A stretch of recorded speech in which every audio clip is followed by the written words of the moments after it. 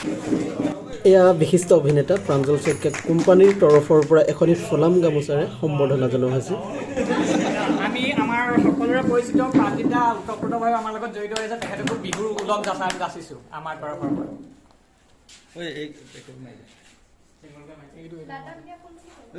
আৰু এয়া হ'ল ইলেক্ট্ৰনিক মিডিয়াৰ সাংবাদিকৰ লগত আমাৰ কোম্পানীৰ সদস্যসকল। আজি আমাৰ এটা ভাল দিন, চাৰিওফালে বৰষুণ দি আছে, পৃথিৱী জীপাল হৈছে আৰু আমাৰ খেতিপথাৰলৈ কথা, যিহেতু আমাৰ আলোড়ন যিটো অনুষ্ঠান তাত আমাৰ এই যিটো শক্তি, এই শক্তিটোৱে খেতিপথাৰত মন দিছে, খেতিপথাৰত প্ৰাণ দিছে, অৰ্থাৎ নিজৰ 24 ঘণ্টা সময় খেতিপথাৰত দিছে।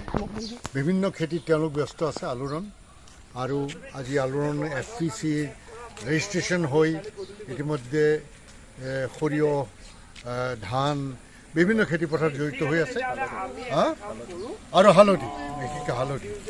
গতিকে আমি আমাৰ যিটো অনুষ্ঠান চিপাঝাৰত ডাষ্টাৰ development action for social transformation in the rural, তাত প্ৰাঞ্জিত শইকীয়া আমাৰ সোঁহাত হিচাপে আছে, আৰু মই প্ৰাঞ্জল শইকীয়াই বিভিন্ন ক্ষেত্ৰত অসমৰ গোটেই শক্তিটো আমি আমাৰ মাতৃভূমি, আমাৰ ভূমিত দিব লাগিব আৰু খেতি বাতিত দিব লাগিব, যিটো কাৰণে আমি লাহে লাহে ভূমিহীন হৈ লাহে লাহে এটা নিশুকটিৰ জাতিত পৰিণত হৈছোঁ। কিন্তু ভূমিৰ অধিকাৰ আমাৰ হাতলৈ ঘূৰাই অনাৰ আমি অহৰহ ব্যস্ত আছোঁ, আৰু আমাৰ ল'ৰাখিনিয়ে শ্ৰম দিছে, চিন্তা দিছে সকলো খেতিৰ পথাৰ। গতিকে খেতিৰ পথাৰ যেতিয়ালৈকে আমি অসমখন যিটো নদন বদন কৰি তোলাৰ পৰিৱেশ, সেইটো কাৰণে আমাৰ ল'ৰাহঁত খেতিপথাৰত জড়িত। মই প্ৰাঞ্জল শইকীয়াই অভিনয়, চিনেমা, নাটক এইবিলাকতো বেছি সময়তে খেতিপথাৰত দিছোঁ, আৰু আমি আশা কৰিম যে আমাৰ শক্তি আছে, সামৰ্থ্য আছে, কিন্তু সামৰ্থ্যটো আৰু দুগুণ সেইটো ফুলাবলৈ হ'লে চৰকাৰে আমাক সহায় কৰিব লাগিব। বাকী অন্য কোনো কথা নাই, চৰকাৰে আমাক সহায় কৰিব লাগিব, এগ্ৰিকালচাৰ, হৰ্টিকালচাৰ এইসকল ডিপাৰ্টমেণ্টে, কাৰণ তেওঁলোকে আমাক গোটেই টেকন'লজিটোৰ বিষয়ে জ্ঞান দিব, আমাৰ ল'ৰাই সেই জ্ঞান ল'ব।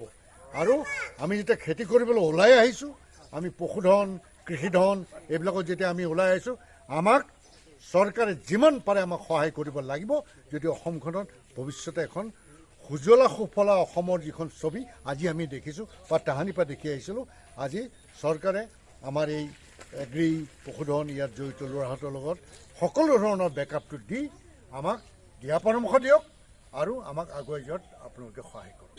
এইটোৱেই আজিৰ দিনটোত অন্ততঃ মই আলোড়নৰ এই মজিয়াত আহি এই কথাখিনি আকৌ এবাৰ দোহাৰিলোঁ, আৰু অনাগত দিনত আমি অসমখনত এটা সঁচাকৈ সবল পৰিৱেশ এটা গঢ়ি তুলিম এই খেতি আৰু পশুধন, উইভিং এইবিলাকক লৈ। গতিকে আজি আপোনালোকক যিসকলে মূল কথা শুনিছে সেইসকলকো কৈছোঁ যে বাকী সকলো পঢ়া শুনা সকলো হৈ থাকিব, কিন্তু যদি আমি খেতিৰ পথাৰত আমাৰ শক্তি নিদিওঁ, তেতিয়াহ'লে আমি আমাৰ অসমখন এটা সুন্দৰ ভৱিষ্যত আমি দিব নোৱাৰিম। সেইটোৱে আজি এই 2022 চনৰ আজিৰ দিনটোতো আমি অনুভৱ কৰোঁ, অনাগত দিনতো সেই অনুভৱ আমাৰ সদায় অতি ঘোঁৰাৰ বেগত দৌৰিব। আমি সক্ৰিয় হৈ লাগি থাকিম।